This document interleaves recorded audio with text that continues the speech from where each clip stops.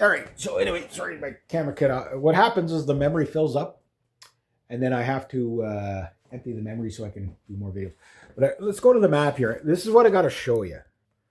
So I was talking about the tankers in the last, right? So you got Yemen here. Okay, let's widen this out just so you can. Okay, so you got Yemen here. You got Iran here. I gotta grab my glasses because I got old man eyes now. So bear with me.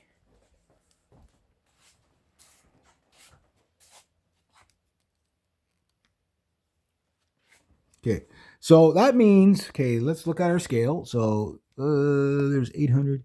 Well, we'll go about there's about probably about 700 miles. Okay, so somewhere around here is the U.S. carrier groups. Somewhere, well, I guess the carrier group can be in there, and then somewhere out here. So that's how far they have to fly. Okay, to get to Iran. Okay.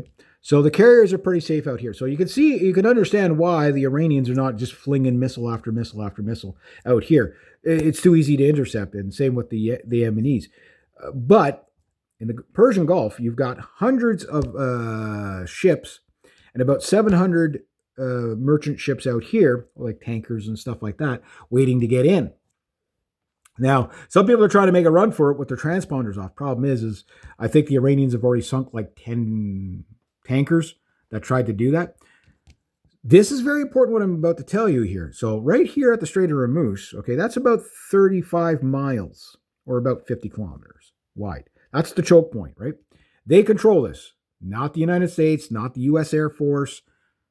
The Americans control this. The Qatari base, you can see right where it is. Well, you can't see the actual base, but you can see where Qatar is, right? And the United Arab Emirates, okay?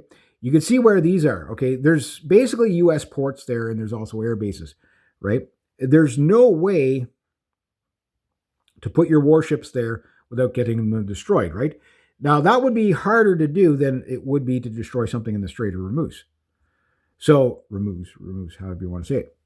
The problem is these warships that are nice and safe out here, okay, burn up a lot of fuel, like I say, to take out coastal installations. Like the Americans are still working on coastal installations. They're not over the entirety of Iran, right? Now, here's where it gets really, really, really, really crazy. So, warships safe, warships not safe. Donald Trump, and not just Donald Trump, but many of them are saying, okay, well, you know what? Because the Iranians now have effectively shut down the Strait of Hormuz and have basically blocked something like 20 or 30% of the world's oil supply, they now are talking about sending destroyers to escort these guys out. Now, to me, if I'm a captain of a ship, I would say, have you lost your fucking mind? I get the American exceptionalism, but that would be fucking suicide. There is no way you're going to, in 35 miles, or and it's even less than that because you're right in the middle of the strait, because it's only like 160 feet deep in there. There's a lot of shoals and stuff, right? So you're not on the far side. You're going to be somewhere in the middle of the strait. So that means you only have maybe about 18 miles or 15 miles from the Iranian shore. Do you know how fast even a slow anti-shipping missile will cross that? You're talking like less than minutes. And if they're sea skimming, by the time you detect those things, they've already passed through your hull 3 times. That is the craziest. So what Trump is saying is, okay, we'll get you out of here. I know the Suez Canal is just closed for now. If they sink anything in the Suez Canal, that's a nightmare and a half, because that's a very hard. It doesn't take much. I remember when that ship there, the green whatever, a big ship turned sideways in there. It took them a week to get that ship out of there. Right? Imagine sinking one. Yeah. That was a ship that was just stuck on the like that just cocked itself sideways. That took them a week to get that out. You sink one in there, that would be closed for fucking a year. No oil getting out that way. No oil getting out that way. No oil getting out that way. Yeah, there, and there. That would be suicide for sailors. Now, getting back to what I was saying, like blood sacrifice and all that. Again, the Israelis don't care how many Americans die. They clearly don't give a shit. They only care about themselves, right? That's I think that's well documented, and I think most people are catching on to that. This whole we have to defend Israel for no matter what they say. I think a lot of Americans, and many of these guys serving, especially after getting the "Hey, yeah, prepare for Armageddon" fucking email. I'm pretty sure they're probably saying, "Oh no, like U.S. military loyalty is going to be put to the test." There's always the guys that will just follow orders no matter what. That's probably 99% of most soldiers, to their own detriment. Whatever, I get it. But at the end of the day, yes, you're going to see a military coup in the States at some point. I don't think Trump is going to live much longer at the way he's going. His own side is going to take him out. I'm still saying it's most likely going to be a U.S. veteran that's probably going to assassinate him. But it could be the Israelis too, if he doesn't do exactly what they want. It could be, look, Israel's out there saying, like after we're done with Iran, looks like we're going to have to go to war with Turkey and Saudi Arabia. Saudi Arabia, who's actually helping them out right now. Like that's how insane these people are. Like it's like, okay, we always have to have an enemy. So once we eliminate our enemies, we've got to go find new enemies. Again, these people are fucking insane. Hence why, like I was saying in the last video, that Canada and the United States are going to go to war, because once you eliminate all those Middle Eastern enemies, who's the next enemy? Well, it's Greenland, it's Cuba, it's Canada, it's maybe Spain will be on the list. Who knows, right? You tell Trump no, and suddenly like that's it. Like we don't need anything from Spain, therefore all trade is done with Spain. Just like that. Like there's no policy there. And you know what? I sure, I love American products. Everybody does. It's not about that. It's about like you can't have that kind of volatility. So if he's that volatile to just cut off an entire country's worth of trade, because he truly believes that the Americans don't need anybody else, right? Long term, maybe not if you were to plan it out, but Trump's not a nationalist. He's not a nationalist. He's never going to do anything in the interest of the country.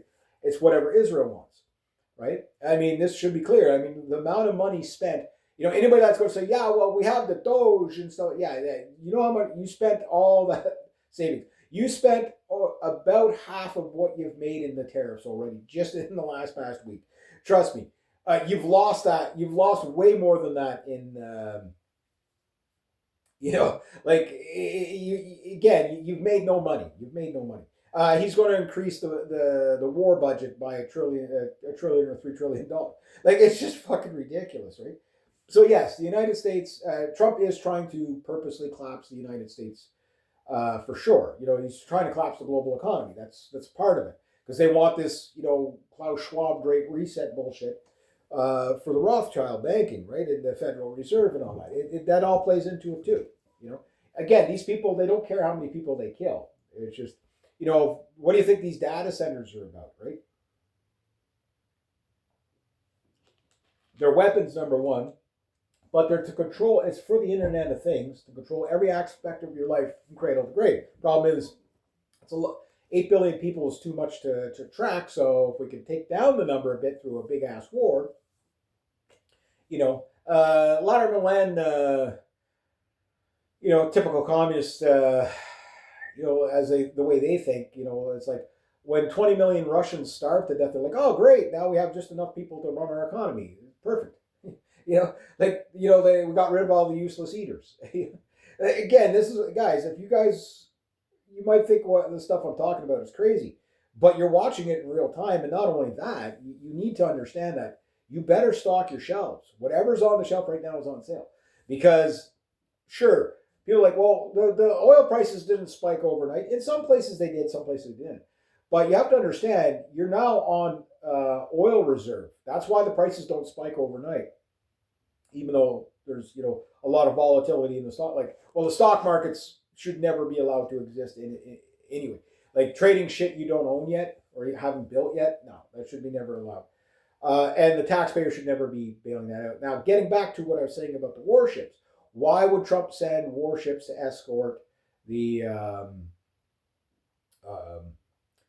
the tankers? Well, it's a bit of a Herculean panic move where it's like, I know what to do in this situation that I fucked up.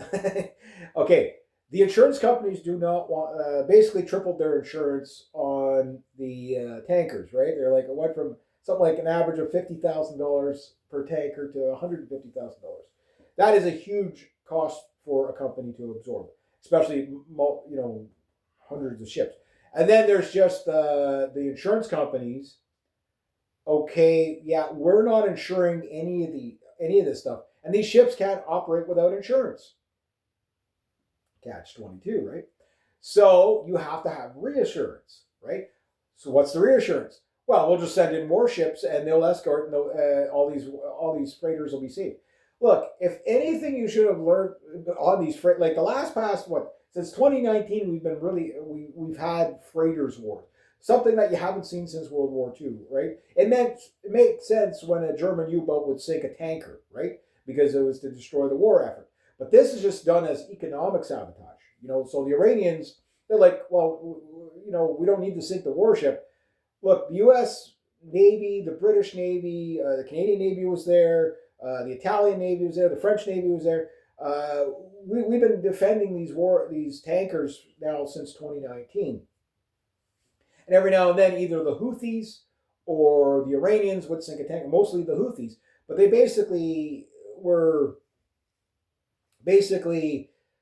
able to intercept most, but these tankers would get hit at least once, twice a week. Some of them completely crippled and a few of them sank. And that was basically when, it was moderate. Now it's like it's game on. Okay, so now you've lost 10 tankers.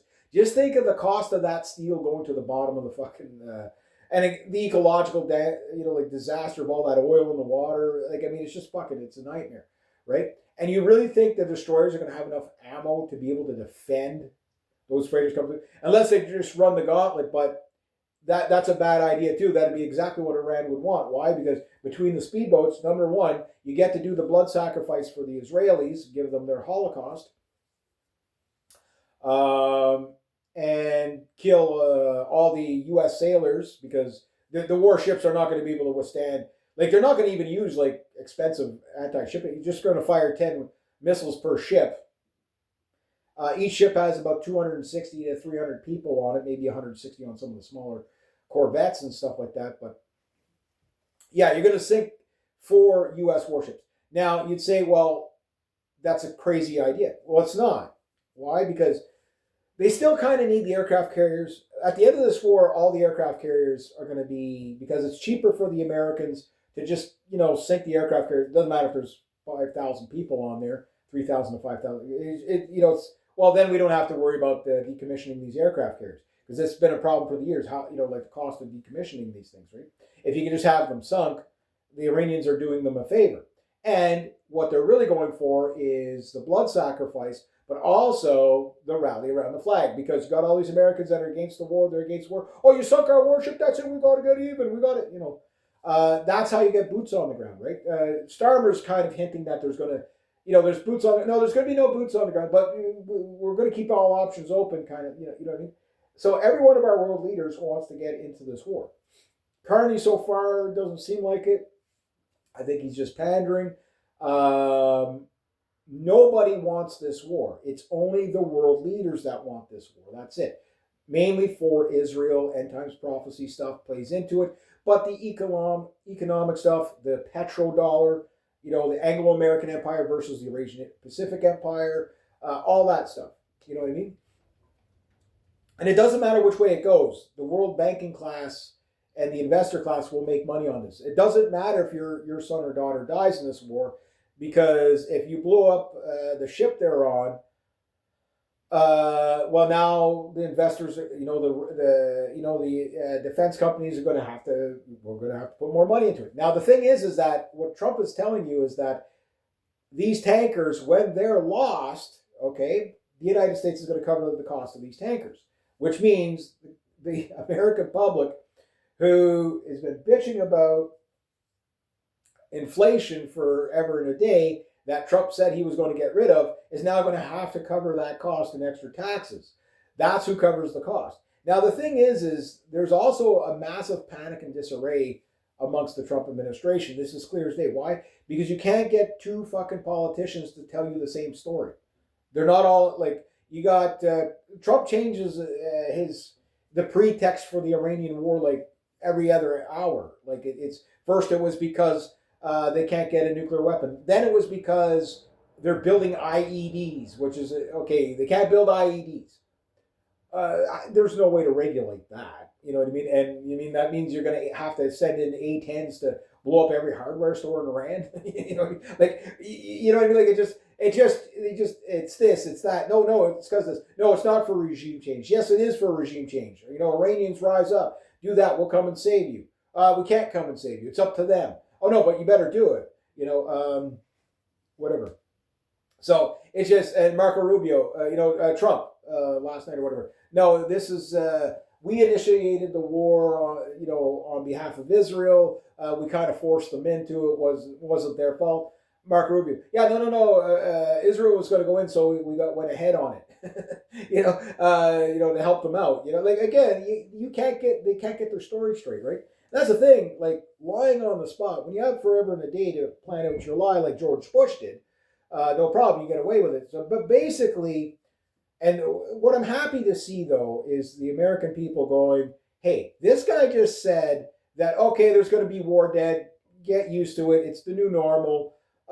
2 weeks to flatten the curve." You know what I mean? Remember, Trump was in on that too. You know what I mean? Like the whole COVID thing. He was in on that too.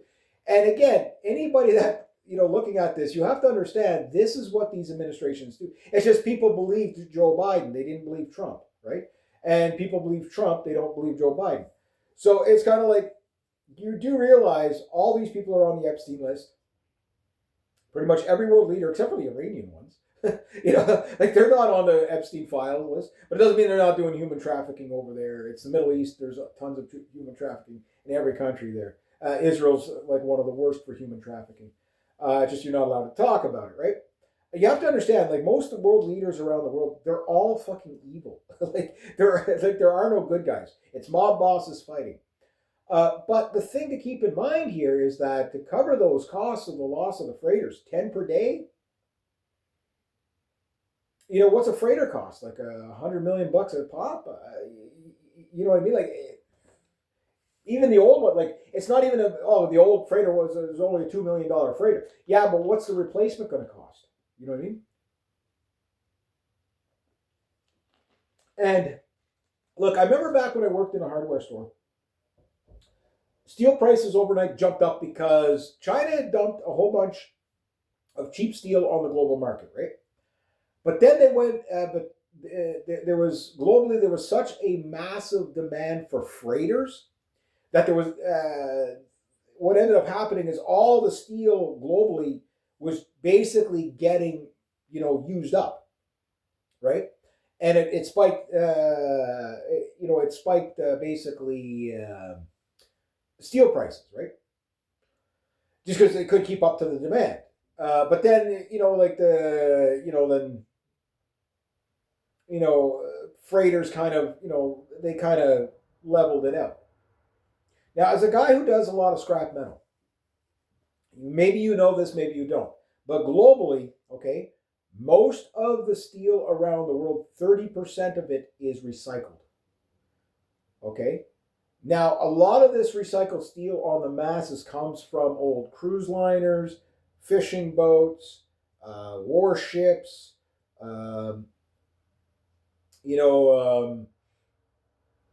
tankers, stuff like that, merchant ships, shipping, cargo ships, whatever. Okay, that's probably the biggest source of it. Don't quote me on that, but if I had to guess, right? But it gets worse than that because right now although this might have long-term benefits, all these tankers, okay, there's going to be a lot of new coral reefs in the Gulf of Aden, right? Or the Arabian Gulf, whichever one whichever one you want to go with. It's the same place. Okay, so yeah, so there's going to be a lot of coral reefs. Okay, Trump boasting about how he sunk like 10 or 11 Iranian warships. Okay, the ones that are sitting at docks that were basically waiting for parts because the Iranians just kind of lost interest in them. It's kind of like when they blow up like an F4 Phantom or in an F-14 Tomcat on the runway somewhere. It's kind of like, yeah, it was probably sitting there cannibalized for parts. Like you can just look at the state of these things before the missile hits it. It's like, yeah, it's missing a wing. There's no canopy on it. The tail's gone. It's up on blocks. yeah. Big win. Yeah. That thing wasn't going to be in the air anytime soon anyway. But that said, yeah, so economically, it's a disaster. I talked about some of the numbers, but I want to go on about the radars, okay? Like the main radar, that $1.2 billion radar installation that was taken out. Now, how much of it was taken out? I think quite a bit of it. It's hard to say. We're not going to get the full story on that. They would never tell you anyway. But we know that the radar dome itself was hit, which is probably, that part of it is probably worth a few million. Uh, whatever, but the actual compound itself, and surely there was people in it. That one radar had a 5,000 kilometer or 3,500 mile radius that it could cover. Basically, to give you an idea, that would give an eagle eye of this much, about this much coverage, right? That's huge. That's gone. So now they can't see what's coming, or I guess it'd be more like over here. So the radar, all that radar is covered. The second radar system that went out was like $500 million, and it covered maybe about this. So that's two major radar systems taken out. And as soon as they were taken out, you saw an increase of rocket activity getting through, right? But something that people are getting to is like when the Iranians were sending a lot, like the way they did it, okay, is they took out the radars first.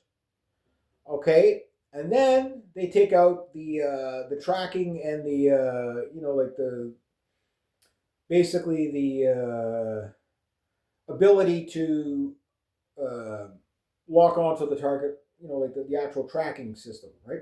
And then they take the launcher out third, and that's what they did with the THAAD system. Now a THAAD system, okay, back in last June when they were attacking Iran, the missiles they used in the THAAD system will take 12 years to replace.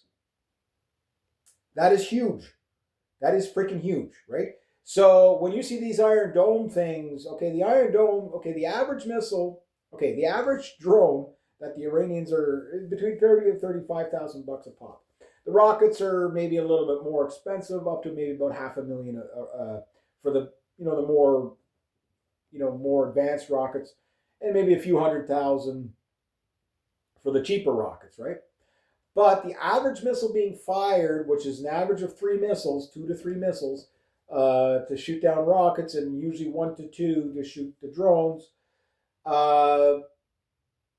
is between 500,000 and $4 million a pop. So a pack 3, pack 6 missile, those are the expensive ones. Those things can't be replenished overnight.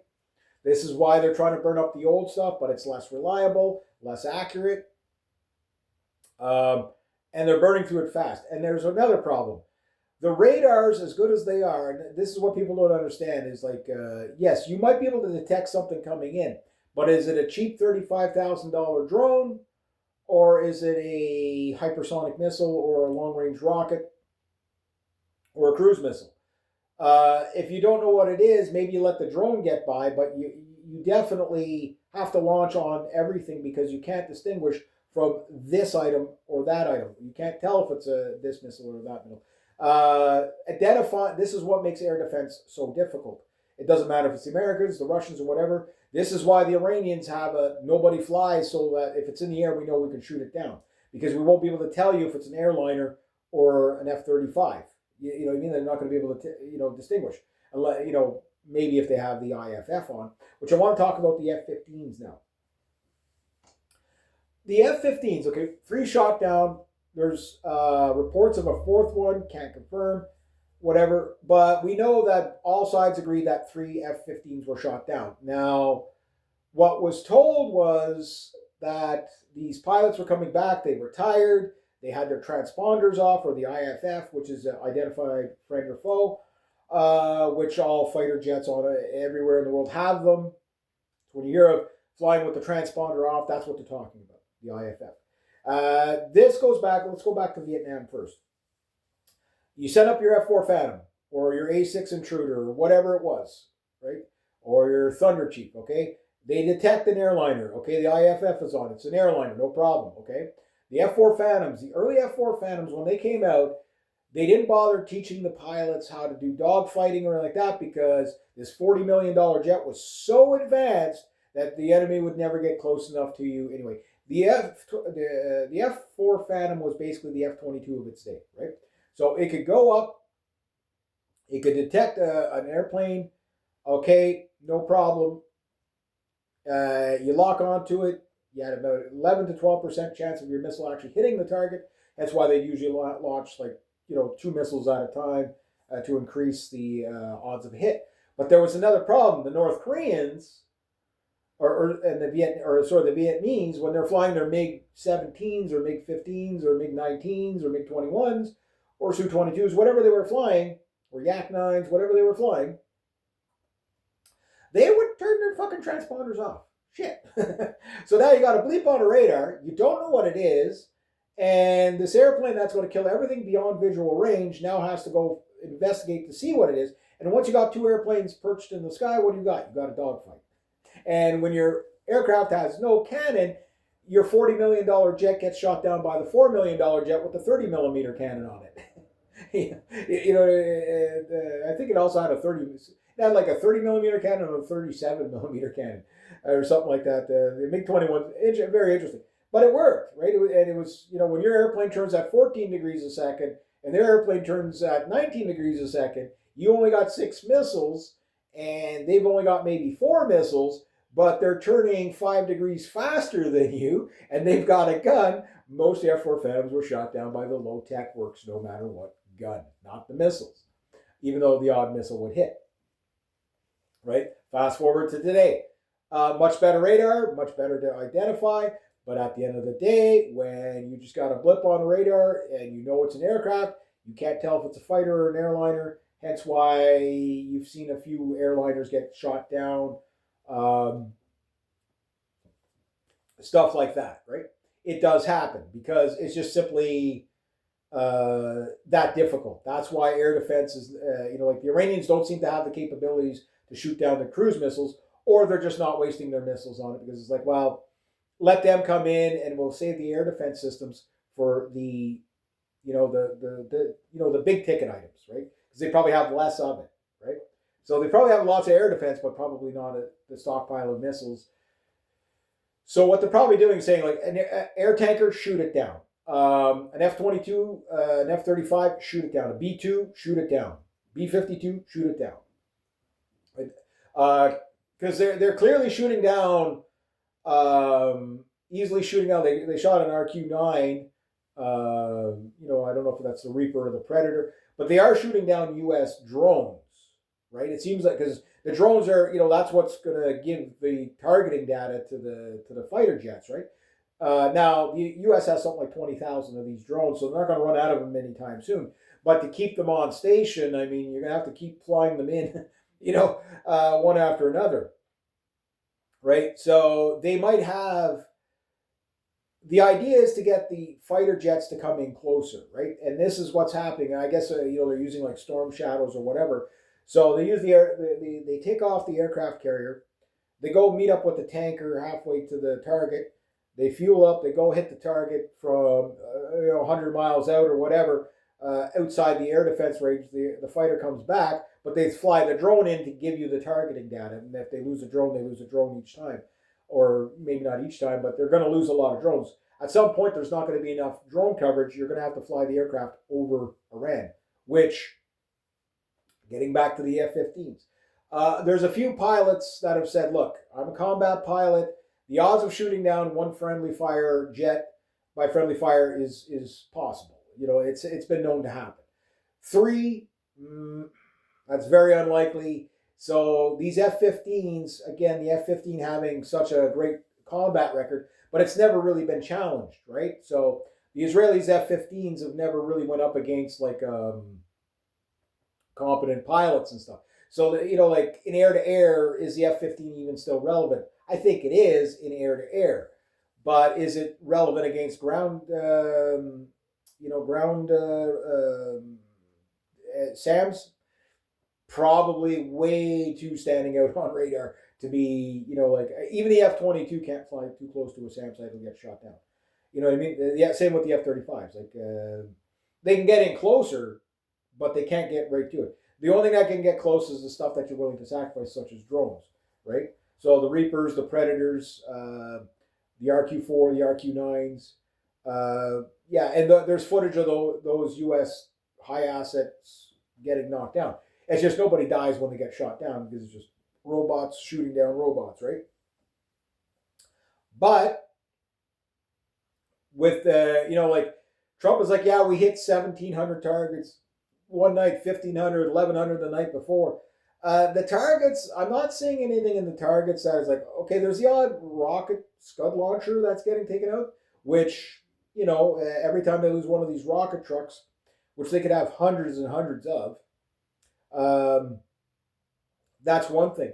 But the air defense systems, it looks like older air defense systems, so there's that. But the thing is they do have the capability of shooting 250 miles. So they could basically, the Iranians do have the capability of shooting down aircraft from Iranian space over the Gulf region. And there's like the Americans can't admit if they got shot down. But the odds of 3 jets getting shot down by friendly fire, it's possible, but very unlikely. So they probably did use one of their, let's say, okay, yeah, no, they probably got some sort of like, okay, there was a visual, okay, yeah, it's F-15s coming back in. Yeah, get those. They're Strike Eagles. Yeah, those are those are high value targets. Hit them. An F-16 maybe whatever. They're a pain in the ass. We can get them later. But an F-15 has a longer range, right? Which means they can, it basically does come down to like, like the long range stuff is a higher priority. Like again, you could have, let's say you could guarantee 100% chance to shoot down, say 4 F-35s, okay? And it was 100% you can hit them. But behind them, you knew where the tanker was, or say a P-8 Poseidon, and it was like say only a 20% chance. I would still fire at the. I take the 20% chance because you take those two things out. Again, it's the electronic warfare and the fighters aren't going to last long without the electronic warfare. They're not going to last long if they have to fly directly over the target. Once they start to really fly into Iran, because they're not doing that, they're basically hitting coastal. And you're not going to win a war or get regime change or whatever with coastal. But like I said in yesterday's video, I don't think it's about regime change. I think what it is about escalating so that they can justify using a nuke against the Iranians to kill as many Persians as possible so that when they go to take over the region, there's less people to fight. You know what I mean? It's the Battle of Armageddon for sure. You know what I mean? Now, that said, do the Iranians have nukes? Nobody knows. Do they have the ability to build a dirty bomb? Most likely, if they haven't already. My hunch is that they bought the nukes from like North Korea or whoever. Who knows? The Israelis probably sold them the nukes because they do tend to do stuff like that. But the Chinese would, whatever. Now, that said, China is really watching how Iran is defending itself, because there's going to be similarities between invading Taiwan and like the Chinese. Like, look, the Americans have basically copied the Shahed drone just because they work. These, again, most of the weapons industry is a sham. It's a make work project, right? F-35 is the most expensive weapons program in human history, and most of the money you can't track. It's a black project. It's a way to embezzle money, right? These drones were built with the idea of defense in mind, and the Iranian mindset. Two people that I'm listening to that are Iranian, they're not looking at this as from an economic point of view. They're not looking at this from the um, regime change point of view. The majority of Iranians are on board with the Iranian regime. Yes, you're going to see all the propaganda. It's the same thing with the Venezuelans. You have, look, there's people out in the streets, celebrating the Maduro getting captured. Yes, you will get that. And again, when they knock off Donald Trump, I'm not calling for it, but I'm saying when they do it, they're going to do it at some point, right? Because the administration isn't going to take the hit. He is. And impeachment's not going to be enough. You know what I mean? They're going to kill him. There's no doubt about that. But the point I'm making is that when they knock off Trump, you're going to see people out in the streets celebrating too. Oh, look, they're liberated now. So it's the same with the Iranians. You have way more footage of Iranians mourning the death of the Ayatollah and vowing revenge than you do Iranians, saying it's a horrible regime. Sure, I agree, but it's their regime. It's up to them. If the people there want that, that's up to them. It's not up to us to, oh, well, because they're oppressed. Like if we went after every country that was oppressive, we'd go after every single country on the planet. It's a spectrum. You know what I mean? Okay, Saudi Arabia, they cut your hands off and behead you for crimes. Okay, fine. And they stone women to death. I get that. Okay, it's horrible. But why aren't we bombing Saudi Arabia? They just genocided 70,000 people. The average age, were children in Israel. When do we carpet bomb them? You know what I mean? Like it just. Why are we involved with this? The world has a lot of horrible things in it. It's not up to us. Okay, in the West, it's progressive and hate speech laws. Progressive laws and hate speech laws. And anti-Semitism and all that. Okay, yeah, and censorship. Okay, that's our tyranny. I'll take that over the Iron Fist stuff in the Middle East, sure. But that's for us to deal with, not for them. You know what I mean? But the other thing is these air defense systems, the Iranians, as soon as there's a little bit of a retardation in the volley of missiles, the first thing they're running out of missiles. They're running out of missiles. Like the Iron Dome, when it runs out, right away because the Iranians know exactly when they're okay, they're low. They're the trucks are speeding back to the garage. You know what I mean? They're waiting for the fucking airplanes to come in to drop off more from the States. They're going to take out everything in the region. The United States is being pushed out of the region. Yes, you still got the American exceptionalists. Oh, well, we're hitting Iran so hard, they won't be able to sustain it. They will endure it because the Iranians have the same mentality right now as they did in the 1970s and 80s against Iraq. Iraq basically was funded by pretty much all of Europe and the United States predominantly. They got the chemical weapons from the United States. That's how George Bush made the claim. Because he knew we sold it to them, you know what I mean. But the Iraqis had used most of them up, and then they ended up after Saddam. Most of it got sold to Syria, right? And the Syrians, they gave it up, Willie, trying to negotiate with the United States and the West, saying, okay, we'll get rid of most of these weapons are no good anymore anyway, so we'll get rid of them. They should have kept them. They should have kept them. Now they're no longer a country, you know what I mean? And they're a country run by ISIS, backed by Israel and the United States and, the West.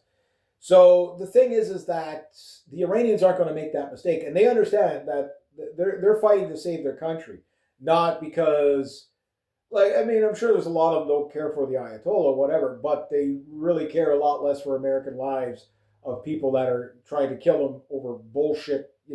It's like, we're going to do peace talks with you just so we can kill you, during the peace talks. It's like half the people that they were talking to during the peace talks have been killed in U.S. airstrikes. They're not going to let this go, guys.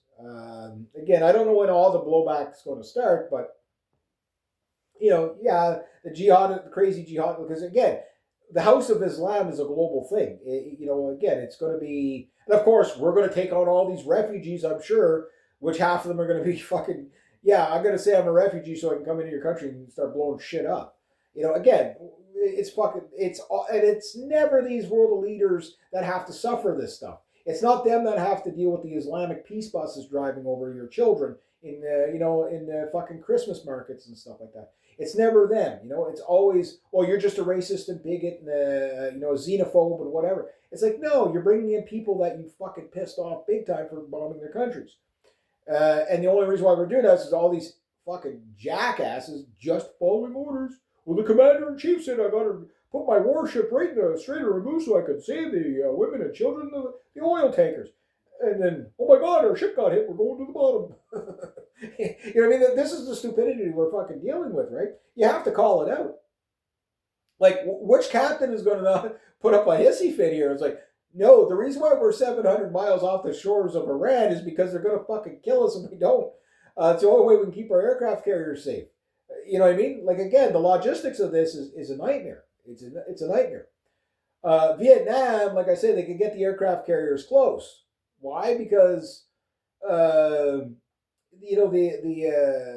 Viet Cong didn't have the ability to really take out the warships. You know what I mean? They do the odd attack every now and then, but they really didn't have that ability. The Iranians have the ability. Like, they've got aircraft carrier killers. Yeah, bring those warships in 500 miles. You're gonna, again, it's at that distance, the Americans have time to respond to, basically anti-shipping missiles, mostly to jam them, right? The closer you get, the less time you have to jam them. And if they're hypersonic, good luck with that. You know what I mean? Like, accuracy increases with when you close the distance, right? Again, where are they going to get, again, Donald Trump maybe, and again, it's not just him saying it, it's the State Department, it's all of them. Yeah, we're going to, because we're so exceptionally good that there's no way we could lose a warship because we just took out 11 of the, Iranian Navy. You have to understand, those ships have been sitting at port for years. Months or years. Like, the Iranians, they're not fighting a World War II fucking battle anymore. They know warships are obsolete. They know, submarines are still viable. They know drones are the ruling, like low tech works no matter what. Again, you don't have to worry about maintenance on the drone. It's a one way ticket for them. The rockets, yeah, okay, they take a little time to build, but they're building a minimum of 100 of these hypersonic rockets per month. So even if you were to deplete all the stockpiles, which we're talking hundreds of thousands of rockets, and probably my guess would be at least 500,000 drones by now. If you look at just the numbers that are being flung around the Ukraine on behalf of the Russians, those drones are coming from Iran. I know China's the number one drone manufacturer in the world. Now, I want to get back to something that I was talking about, the trains. So basically, the only way I think Iran can get resupplied right now is by trade. This might explain the Afghanistan, Pakistan thing going on. Maybe it's not solely about that, but that's probably a part of it too, is to disrupt the rail lines so that Iran can't be, because the U.S. warships won't be able to intercept all these trains, right? Because you're just not going to know when they're going. So yeah, they're going to have to do that because, again, if that hub station of the Iranian train station is basically the gateway to the Silk Road initiative by China for the BRICS nations, that bypasses the petrodollar, right? And then again, this is a war about that as well. Again, remember George Soros talking about the pivot to Asia? This, again, all these world leaders that are denouncing the war, they're all invested in on this, right? So they know, again, it's all a show for us. Yeah. So I don't have much more than that, but if they do this thing with the warships and go into the Strait of Hormuz, you're like, it's basically lambs to a slaughter at that point. And then everybody's supposed to be really surprised that the Iranians had the ability to sink, U.S. warships in a 35-mile wide gap. After they just sunk 10 fucking freighters. Sure, the freighters don't have any defense on them. I get that. But what they're showing you is they have the fucking firepower to sink a ship that big. Freighters are larger than warships. You know what I mean? It's like the thing is the freighters you might have to hit them with one warhead. Lights them on, like what lights them on fire and blows a hole in the bottom of the boat enough to sink it. Okay, maybe it takes 12 hours for the freighter to sink. Maybe it just sits there half sunk, whatever, floating around completely, whatever. Maybe the ship just cripple, like lists away, hobbles away, whatever, half on fire. They are big objects, but you put 10 missiles into a warship or one well-placed torpedo at a midships, heavy torpedo, that'll destroy any. There's no U.S. destroyer that would withstand a direct torpedo hit. And there's all kinds of these. And again, it's not even the midget submarines. It's just the speedboats coming out with the anti-shipping missiles, firing from like 2 miles out. Like you're just not going to stop those things from multiple directions. You might, like you got hundreds of these little speedboats. They'll swarm. The swarms are designed to take out. Like again, it doesn't matter if you have A-10s or Apaches in the sky. They're going to get taken. Like you won't be able to basically defend the warships. They can't maneuver very well in these shallow waters. The submarines, you can send them in, but the same thing, you can pretty much see them from the air because the water's so shallow there. The Virginia class subs, they need to be out in the blue water where it's deep, or else you're going to be losing them too. Yeah, so this would be the worst tactical move done on purpose. Because they need to get the body count up enough to get people to be blindsided that it's a bullshit war, which I don't think they did well. So they're not going to be able to sell it. Oh my God, they just killed our guys for no reason. Well, we attacked them first. Okay, we're destroying them. We took out their leadership while we were doing peace negotiations with them. And then we're surprised that they're going to attack us when we've been hammering them and killing their civilians. We killed all those schoolgirls. Now, whether it was an Iranian rocket that went awry or U.S. bombs or Israeli bombs, it doesn't really matter. Most people are like, this wouldn't have happened without the war no matter what. So even if it was an Iranian rocket, they're saying, yeah, but that rocket wouldn't have been fired if we weren't under attack. You know what I mean? So no matter what, the blood is on the hands of either the pilots or drone operators or warship that killed these little girls. And again, the problem that they have is, especially with the Persians, like you do understand, like that region of the world is an ancient region of the world, and a lot of white people's origins come from there. So when you see like little white schoolgirls, okay, I know this is going to sound racist, maybe it is, but people are going to like say, "Oh my God, those are Iranians." Because they're expecting beige brown people, right? Which, sure, there's beige brown Iranians, but the Iranians are very white looking. Look, Sean Connery, okay? Think of Sean Connery before he died with the white hair and stuff like that, the dark black eyebrows. You couldn't have any more Iranian features than that. Like, he's Persian. Sure, he might have been born in Scotland or whatever, but you could clearly tell the man was fucking Iranian. Like he's Persian. He's clearly fucking Persian, right? That's what they look like. You know what I mean? So yeah, they might have a bit of a tan or whatever, but it's like Turkish people with those insane blue eyes and stuff like that. They're Caucasian. You know what I mean? So when people see like 180 up to 180 schoolgirls killed, are they going to have empathy for the people on the warships when they're willingly going to be sacrificed just to keep the petrodollar going? Because it's like Donald Trump fucked up so bad that nobody can get their, like world trade is going to fucking implode on itself because people can't get their oil and their fuel. Meanwhile, over there in Russia, you have the Europeans. Yeah, we're going to go to war with the Russians. but can you sell us a little bit of oil? What I'm hoping is that Canada benefits from this. Look, we're going to have to open up the Hibernia plant in Newfoundland and Labrador again. If it's not, I know it opens, it closes. I don't know if it's opened or closed right now. But like, you know what? Like, we're gonna have to look past the environmental regulations. Like that's how that's like a lot of people will say we got to build pipelines, we got to build pipelines, we got to build pipelines. No, we got oil riggers off the coast of the Newfoundland. Like we don't really need the pipelines. We just got to get what do you got the like where you can. You bring the oil tanker right beside the oil rig. We're talking North Atlantic here, so maybe it might not be viable to be able to do that. But you basically you load at sea basically. Like never mind bringing it to shore, which would be the cheapest, right? Oil tanker, or oil rig tanker, go. Europe, go. You know what I mean? But if it has to be refined first, whatever, then I understand you got to bring it back to New Brunswick or whatever. But again, that would be east west oil going out on the east and west. We'd be we're going to be a superpower at the rate we're going.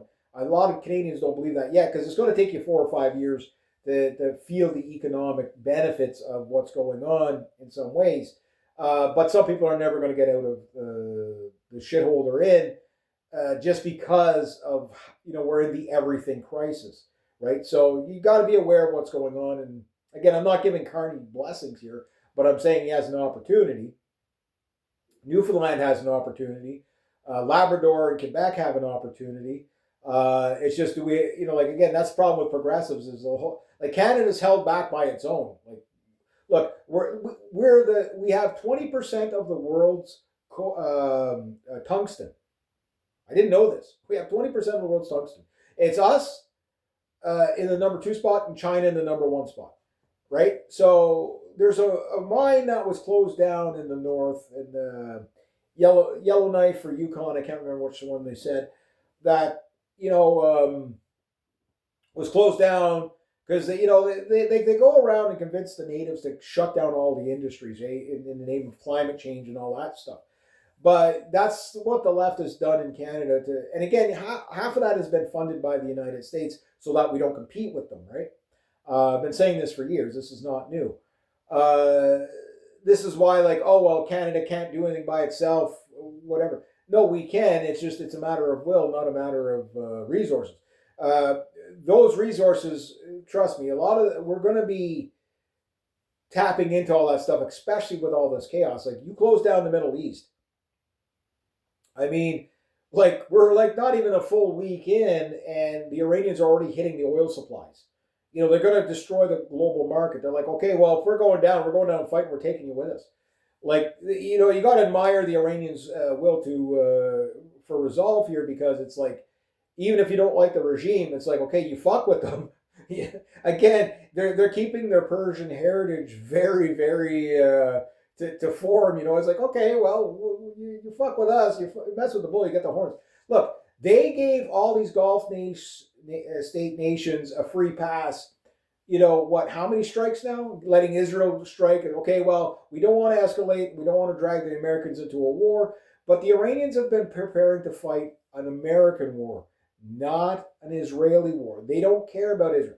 If it was just between Iran and Israel, if the Western Gulf states say, you know what, you're taking out our number 1 real estate motels, that's going to kill you're taking out our tankers, you're taking out, like I say, our fucking domestic air travel, you're killing our tourism. How loyal are they going to be to Israel, right? I get it. They don't like Iran, but Iran can actually do something. So this is what I'm talking about. Like, the Iranians are the most advanced country that the United States has ever fought. The fact that Iran is hitting 11 or 15 different countries, and I don't know how many bases they're up to now, but half the U.S. bases, I think, are completely closed and destroyed. Those bases are never going to have American boots on them again. And if they do, those people die there. Because that's going to be a part of the New Deal. Right now, Trump it's his 3rd attempt asking the Iranians to back off. It's just he does it in a way to save face, but it's like, well, let's come to the negotiating. We'll go to Italy and we'll have a mediate in Italy. They're like, no, no, here's our demands. The Persian Empire says this: you get the fuck out of Gaza, you drop the sanctions, you stop bombing us, or else no. like they're playing hardball now. That's like they're playing their card right now is like, okay, you can negotiate with us, but you're going to do what we want. Like because they've got nothing to lose at this point, right? And and they're going to win. Like the United States has already technically lost this war. It's just you know, like how do you get out of it with saving face? You can't. Like it's a complete utter failure. And Trump he doesn't handle failure well. Trump does not take rejection well. This is a very entitled brat, right? This man grew up in privilege. Most people like that grow up in. I hate to use the term progressive term privilege, but people that grow up, with a silver spoon in their mouth, so to speak, they all are like that, where it's like they'll destroy everything to get their way, right? Because again, so that's why Trump will just keep escalating. Now, will the Americans use nukes against Iran? Well, that's what I think they want to do because that's the only way to stop them, right? You have to basically nuke Tehran, which is like 15 to 18 million people. You have to kill 91 million or 93, 94 million people. Like Iran's population is just booming, which creates a typical third world crisis where like you have 10 kids and 5 to 10 kids that you can't feed, right? Iran does have a lot. It's a strange country because certain areas are just as modern as here. It's the same thing you see in Venezuela, where either people are living in a cardboard box or a mansion. You know what I mean? This is what second and third world countries are like. So the thing is that for Trump to give in to the Iranians, the Israelis would kill him right away. There's no doubt about that because that just wouldn't be allowed. But the thing is that if the Persians are going to go back to the table, they got to make it worthwhile. You know what I mean? At this point, it's like, no, because we don't trust you. You attack us when we fucking negotiate with you. It's like, what? We're going to go to the table, you're going to kill our guys again? No, fuck off. But they are killing Americans. There's no doubt about that. How many have they killed so far? We're not going to know the number. I don't think it's just 6 people. You can't have that much firepower flying around on either side. Look, if the Americans have killed a few hundred to a few thousand Iranians in these strikes, like they're bombing the middle of Tehran, they're killing a lot of fucking people, right? Yes, we hit this building. So the only people that died, again, when I hear people say, the American bombs are accurate, yeah, for the most part, they're accurate, but a lot goes straight too. But that said, just because the bomb is accurate doesn't mean it's not killing civilians. It's like, okay, we're going to kill this one terrorist right in the middle of the fucking market, where there's like 300 people. No, the collateral damage is absolute. The Israelis, it's weapons free. It's like if there's somebody we consider or an asset, like we'll destroy a drone even if there's like a wedding party right beside it. You know what I mean? Like because they're terrorists. If they're that close to it, they're terrorists, right? And they're hitting in the middle of Iran, so you're definitely killing a lot of civilians. But the Iranians, they're just fucking carrying on with life. They're like, whatever it's going to be, it's going to be. People don't understand that mentality. And this happened in World War II. This happened everywhere you go. A lot of children, believe it or not, during the London Blitz were born, or conceived. It's like, okay, there's bombs going on. Well, there's nothing we can do about it. Let's make babies. Like people don't understand it. It's like, Ukraine. People are out, nightclubs dancing, out partying on the balcony. You can watch fucking like these little drones going by blowing shit up. Okay, the power goes out, the music goes out. Okay, well, we'll go home. But, people have to cope. They have to live. Syria was the same thing. You had Al Nusra Front fighting the Free Syrian Army. 5 blocks over, Syrian nightclubs were still partying. People don't understand that. So that's where you get your conspiracy theorists thing. See, there's no war because people are still carrying on about their lives. Well, you will. It's a cope. It's a cope. Well, if we're going to die anyway, might as well go out with a bang. Might as well enjoy life. That said, it does sound like there's a lot of Iranians joining up to fight. Again, they view this the same as when Saddam attacked them, right? And look, when they fought Saddam, they understand they were on the back channels. They were fighting. Yes, I know Saddam Hussein, one of the scariest fucking dictators of all time. The day that man took power, man, if you want to see a strong man, it's not Trump. Trump is fucking, he's yellow belly. You want to see a strong man, Saddam Hussein. Like, that was a fucking show. Like, all right, I'm in power. My first course of action. Half of you in this room, I know, want to overthrow me. So I'll give you one chance to come clean right now. If not, I know who all of you are. You get this one chance and only one chance, and I might spare your lives. Room silent. Room silent. What guy? He did it. He didn't even know it was him. And he had no clue who was out to get him. And he got them all and took them right outside, shot them all in one day. Like, day one on the job. That's what you call fucking competence, man. Like, it's scary, but competence. No, Trump. It's going to cost us something? Okay, yeah. Okay, the big business is saying, hey, you're fucking with my commerce of ships.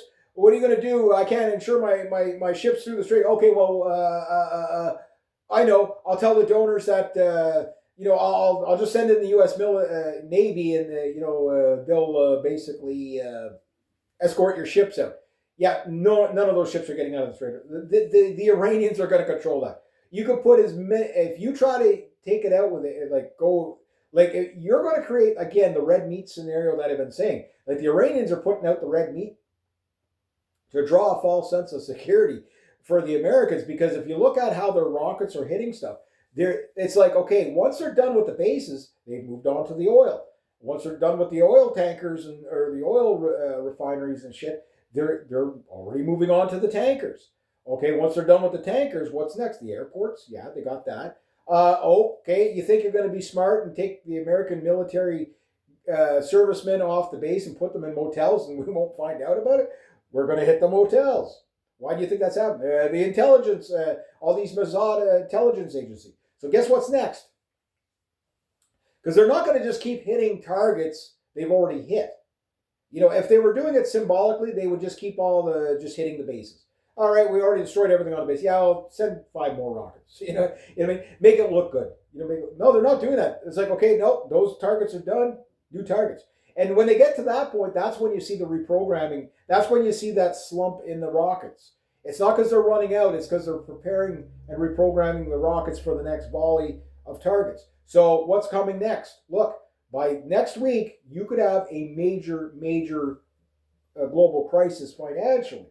Again, the gas prices aren't going up day 2 because there's still oil reserves, right? Once you get through those oil reserves, bang, globally, that's when the gas prices of oil might be high right now, but you're not going to see the gas prices go up with it unless you've got no oil reserves left, right? But as soon as they got to fill that oil reserve, that's when your gas prices go up, right? So we're still probably about a week, 2 weeks away before you start to really see the uptick. Now, mind you, usually the oil companies, they get ahead of it. So, well, we'll put their prices up now and really profit off of what we got because, they can gouge you, right? What are you going to do about it? But no, the next thing they're going to start hitting, and if they do this in Israel, that's it for the Israelis. The Israelis have already killed themselves. Again, this whole end times prophecy stuff with the Jews, Christians and Muslims, okay, that plays into it. It's not the only part of it, but it's a big part. The globalist, these globalists, which a lot of the global finance, which are mostly Jews, and all these other globalists like the World Economic Forum people, your Davos people, yeah, they're all in on this, right? They're all in on this. And then you've got your war weapons industry, your military industrial complexes. Look, when Trump was telling everybody in NATO to up their GDP spending to 5% for the thing, what he was saying was you got to buy more weapons from us. But what has happened is everybody's buying military weapons from anybody but the United States. So nobody's getting any, like people are finishing up the deals with the Americans that they are, but the weapons industry in the United States it's taking massive hits already. The orders aren't coming in, right? Like you're not going to sell any more F-35s once the deals are filled. The Swedes are going to conquer the South Koreans. The proposal for the TKM or TMK or TMTK, whatever, submarines, the 212 CE. They've just made their proposal in Canada. So now you got Hanway Ocean and like Carney's thinking about buying 6 of each sub. The Germans don't necessarily want that because they're like, okay, well, look, we've got already a bunch of people else on board. We've got Finland on board. We've got I forget what other 2 countries on board with these subs. I think they've already built 3 of them. I can't wait to see them though. These are these new stealth 212 CEs. I want to see these things. Like these things are really, really fucking cool. So I don't know if we're gonna go with that, but the Hanway Ocean K-Song Freeze, they're fucking cool too. Maybe we should get 24. 12 of those, 12 of those. Because to tell you the truth, the 15 warships that we're going to build here in Canada, I think we only maybe should build like 5 or 6, maybe even as low as 3. Why? Because we're about to find out warships are going to be a bit of a waste of money. They're still like submarines are still going to be valuable for at least the next 20 to 30 years. After that, it's going to be drone submarines. Like everything's going to be moving to drones until they can find a way to jam all missiles and all drones, and then you're back to World War II battleships and stuff. It's going to be weird to see, F-16s flying around analog with like fucking, 320 millimeter or 330 millimeter cannons on the wings like a P-51. That's going to be weird because I think that's where like the drone war, what's called the radar jamming and electronic warfare is going to get to, where just missiles will be obsolete. It'll just be analog rockets, Scuds supreme, right? I think Canada should start to really work on Scuds, because look, the Iranians are showing us the value of low tech works no matter what, and that would be a phenomenal solution for Canada. And we could probably build much more advanced rockets than they can, and build them in large numbers. Rocket trucks everywhere. The Russians have already figured out, the Iranians have definitely figured out, and have displayed it how it works. So the rockets are the best way to go, because that way if the United States attacks us, volleys of 12 rockets at a time coming out of mobile launchers that have a 400 kilometer or 250 mile range, that'll keep things at bay. And then you have mobile artillery back that up.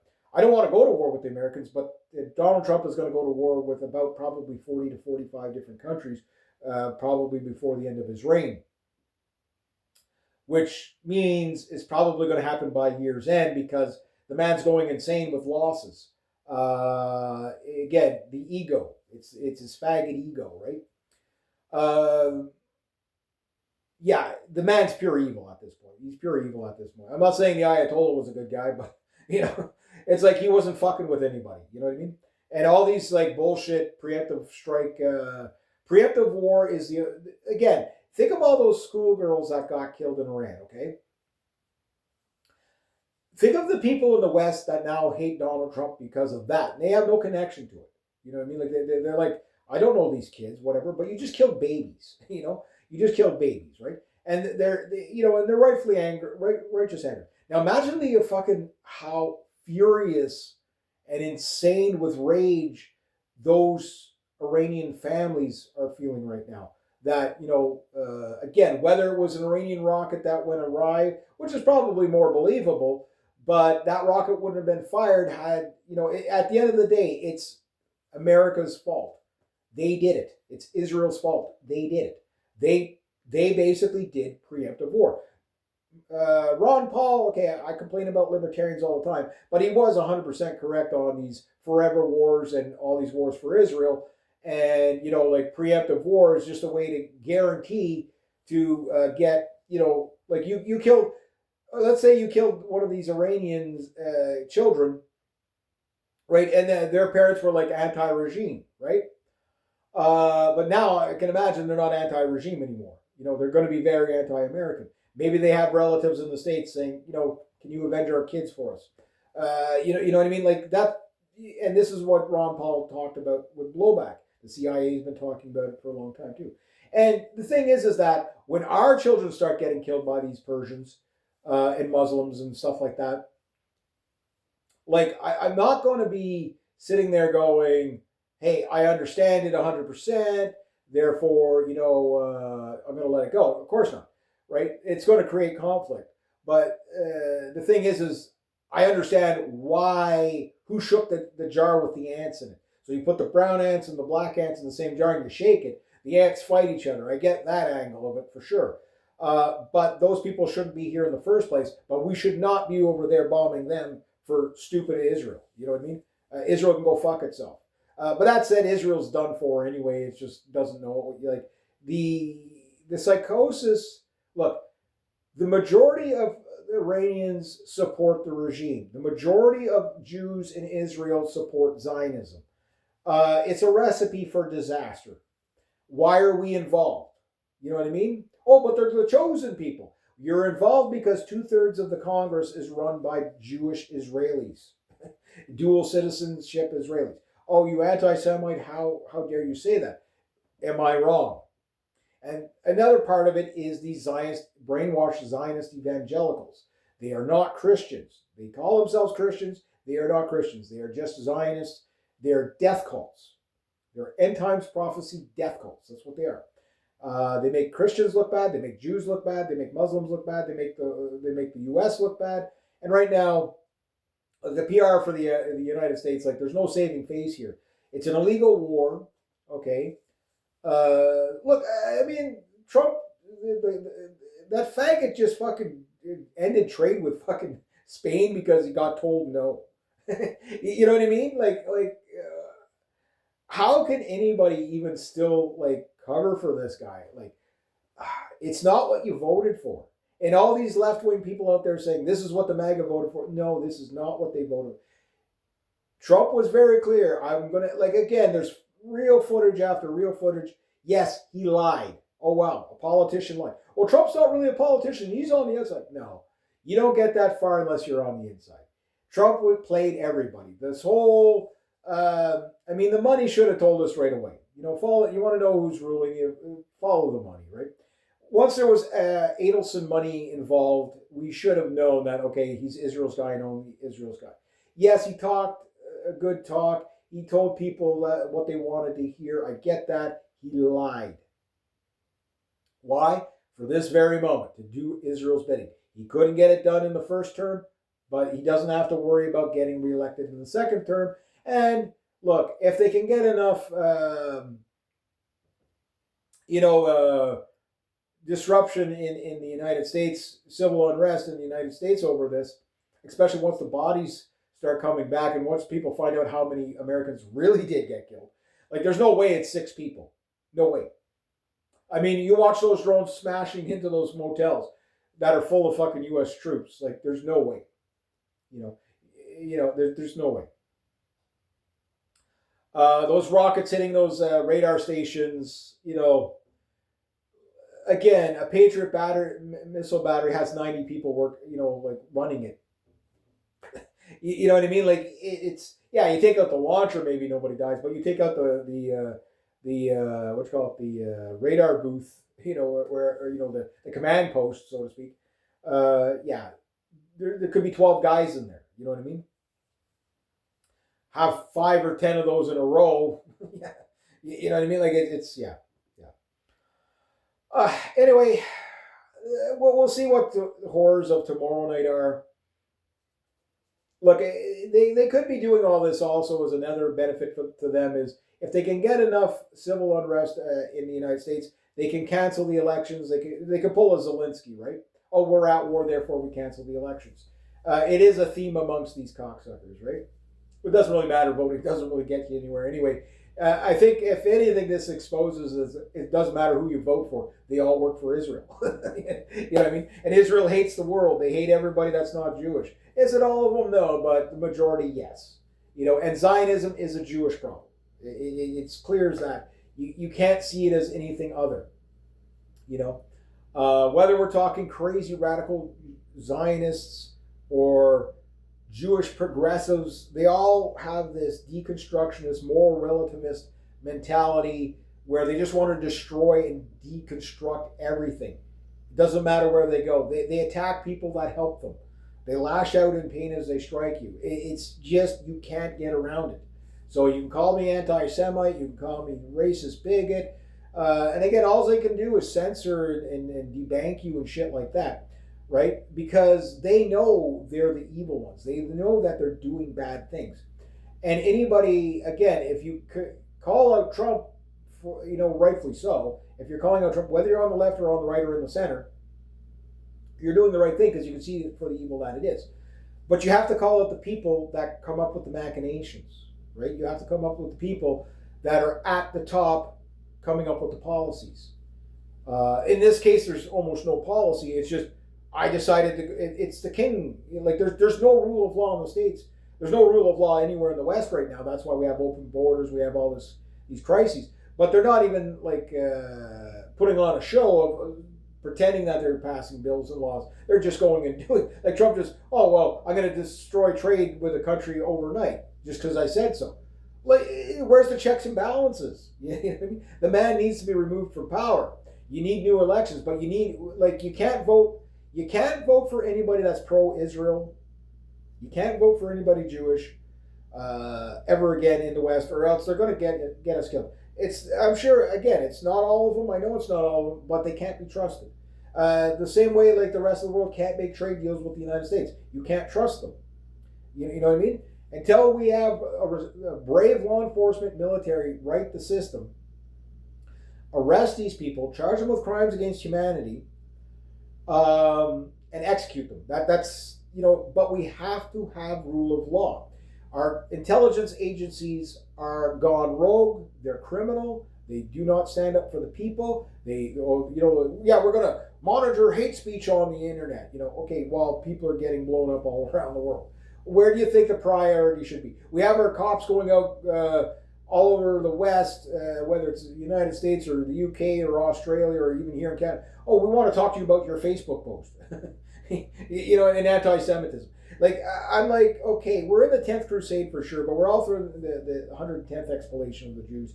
They've done it to themselves. I'm not calling for it. I'm just saying I'm just the messenger. I'm just the guy that, okay, this is when I look at things, this is what I find.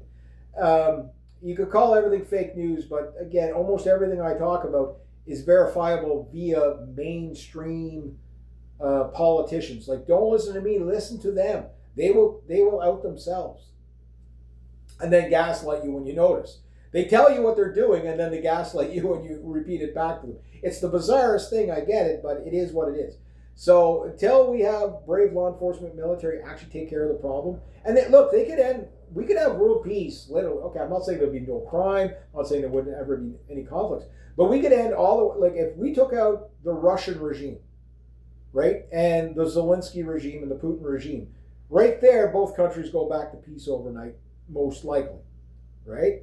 Things that, you take out the Chinese regime and the American regime, suddenly the whole prospect of global thermonuclear war dissolves overnight, because most people don't want this. It's only these fucking world leaders. The same type of people that are in the Epstein files are the same type of people that want World War III. Funny how these fucking evil people also, birds of a feather, right? And again, this is the stuff I point out. Now, I'll just finish up this because I want to get some other stuff done today too. But the thing is like, look, when my Not Reg Me channel got taken out, is because I've always spoke this way, and I understand the risk of doing it now. The difference now is the Overton window has moved, and most people can see the forest for the trees. Back then they couldn't, but if I didn't take the steps back then to say the honest things, even if you hate me and you disagree with me, at least look into what I'm saying. If you can't, and then the question then becomes, if I hate this guy because he's a racist, bigot, Nazi, but I can't disprove him, the question then becomes, do I approve of what our world leaders are doing? Do I approve that Macron wants to send nukes to the Ukraine? Do I approve that all these Zionist factions, whether it's in Russia or in the United States, that are telling us to kill each other? Do I approve of these open border policies? Do I approve of the World Economic Forum and the Internet of Things and the one world currency stuff and you'll own nothing and be happy? Do I approve of that? Do I approve of Agenda 21, Agenda 2030? Do I approve of Trump just willy-nilly doing like trade sabotage to my own people, well, to his own people. And do I approve of him threatening this country, that country, when they tell him no? We're going to go to war with Canada. We're not going to rule out,